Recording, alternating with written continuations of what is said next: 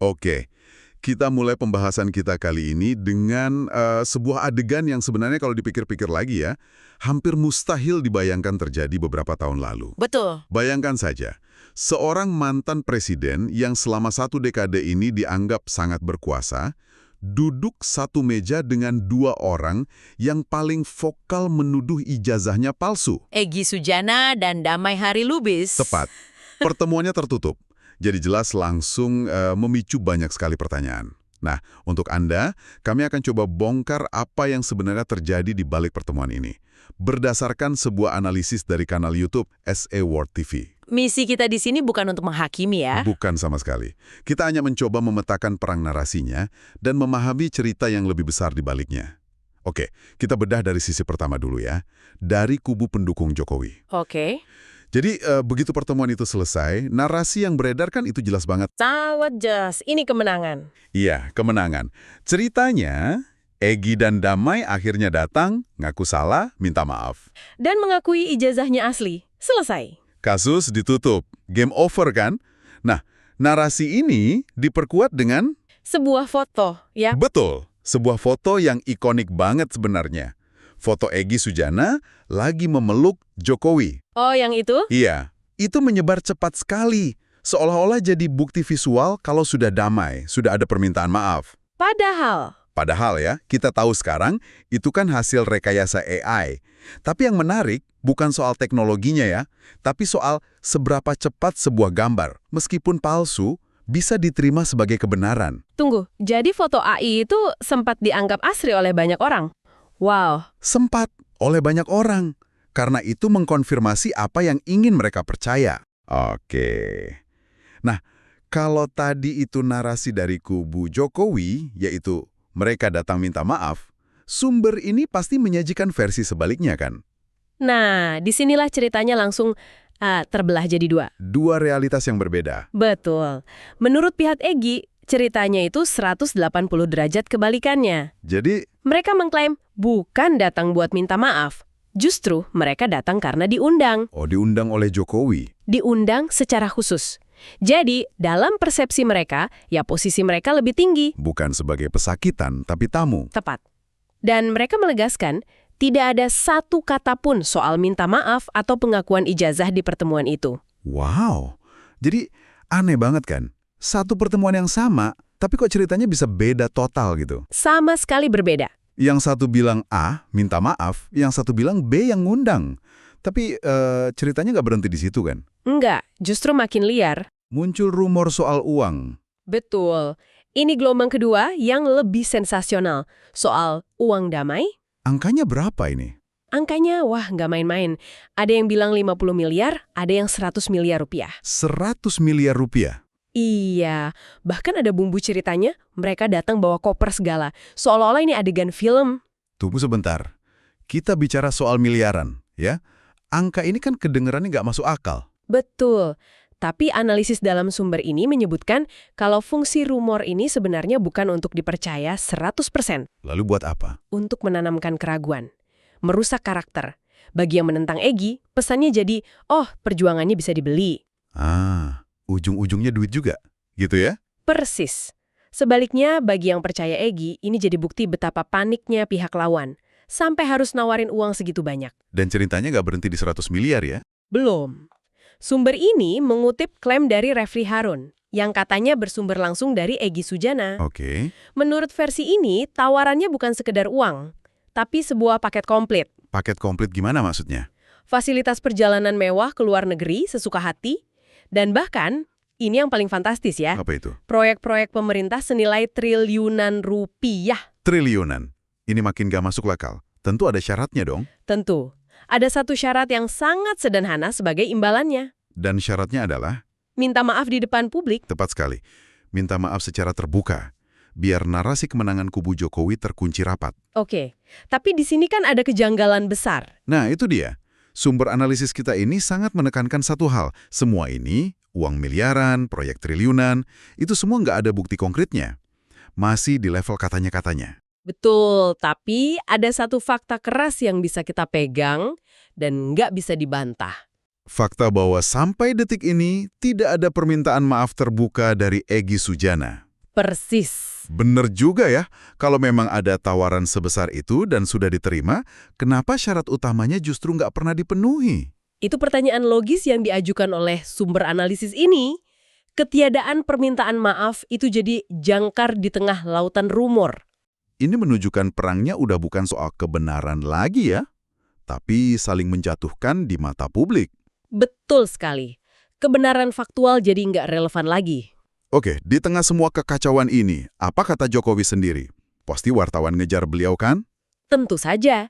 Dan jawaban beliau seperti yang disorot sumber ini sangat menarik, sangat politis. Gimana jawabannya? Saat ditanya apakah Egy minta maaf, beliau tidak menjawab ya atau tidak. Oh, nggak dijawab langsung. Enggak.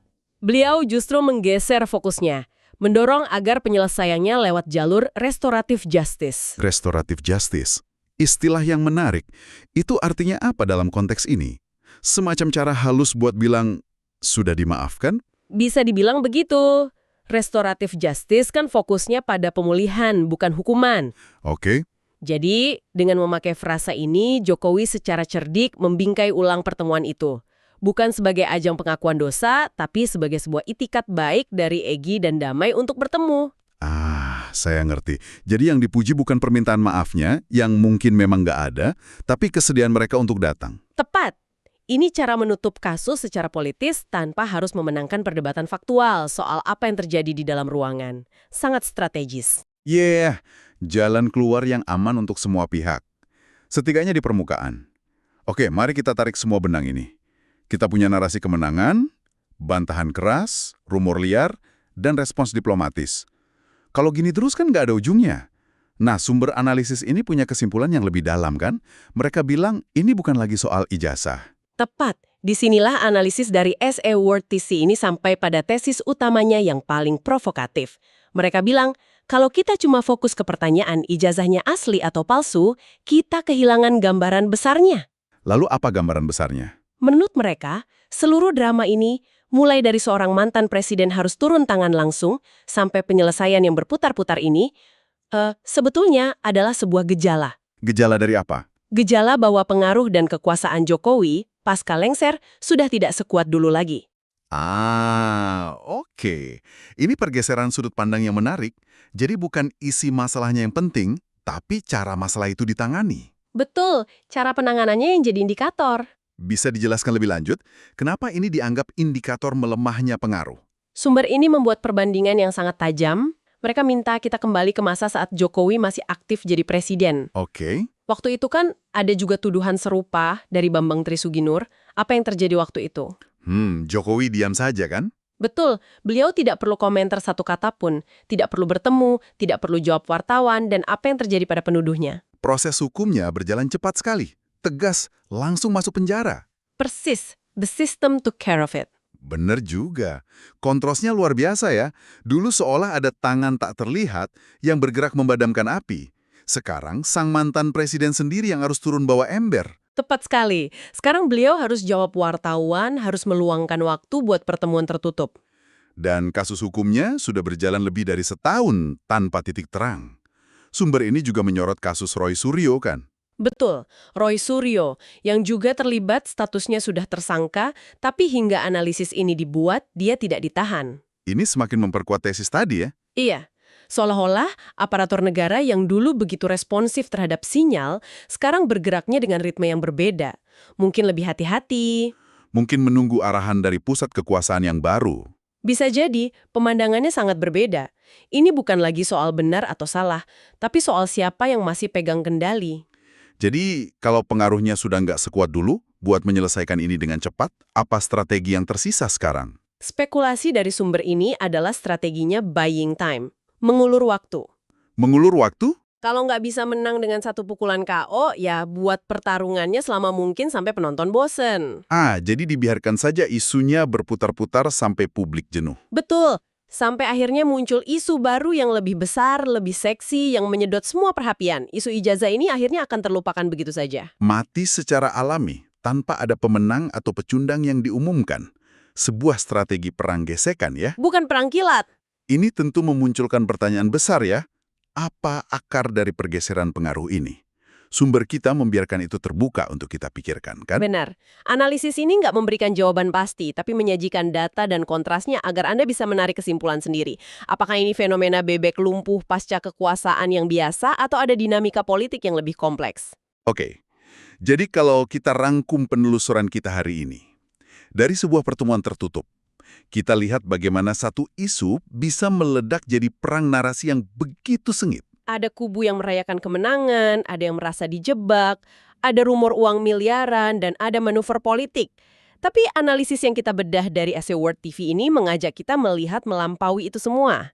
Di balik ruwetan kasus ijazah ini, ada sebuah cerita yang mungkin jauh lebih penting. Sebuah potret tentang pergeseran lempeng kekuasaan dan memudarnya aura pengaruh seorang tokoh yang pernah begitu dominan. Benar. Sumber ini mengakhiri analisisnya dengan sebuah spekulasi penutup yang tajam, bahwa sulitnya kasus ini diselesaikan mungkin saja menandakan ijazahnya tidak seasli yang diyakini para pendukungnya. Itu kesimpulan akhir dari sumber yang kita bahas. Betul. Namun, mari kita coba tarik satu langkah lebih jauh dari sekadar kasus ini untuk Anda renungkan. Oke. Jika untuk membuktikan sesuatu yang seharusnya sesederhana keaslian selembar dokumen saja, kita butuh drama politik yang begini rumit, penuh intrik, dan berlarut-larut tanpa akhir yang jelas. Apa artinya ini bagi kemampuan kita sebagai sebuah bangsa dan masyarakat untuk menyelesaikan masalah-masalah yang jauh-jauh lebih kompleks dan krusial bagi masa depan kita semua?